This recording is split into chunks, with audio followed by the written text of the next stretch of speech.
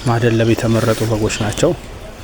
ለማደለብ ሲመረጡ በጎች በመጀመሪያ ቁመናቸው፣ መልካቸውና ቀንዳቸው ይታያል። ይሄም የሀገሪቷን የገበያ ፍላጎት የደንበኞችን ፍላጎት መሰረት ያደረገ ነው። ብዙ ኢትዮጵያኖች ቀንድ ያላቸው ቀያይ በጎችን በበለጠ ደግሞ ነጮችንም ቡራቡሮችን ይመርጣሉ። ከዛ የተነሳ እነኛ አሁን አመራረጥ ቆንጆ በጎች ናቸው። ቀጥሎ የእንስሳው ቁመና ነው።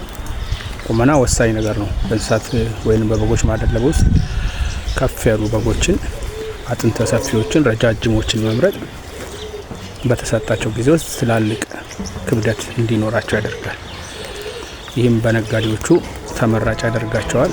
በበላተኛውም ተመራጭ ስለሚያደርገው ማለት ነው። ይህን ከግምት ውስጥ ያስገባ የመረጣ ሁኔታ ከተከናወነ በኋላ የእንስሳቱ መብያና መጠጫ እንዲዘጋጅ ይደረጋል።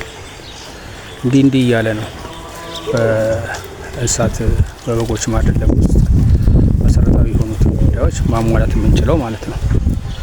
እነዚህ እንደምታዩቸው በጣም የሚያማምሩ በጎች ናቸው። አሁን ከገቡ ሳምንታቸው ነው። በሚቀጥለው 2 ወር ውስጥ ይቆያሉ ማለት ነው። ስንጨርስ የእነሱን ቁመና በዚህ ሁኔታ የምንገልጽላችሁ ይሆናል ማለት ነው። ስለተመለከታችሁ እናመሰግናለን።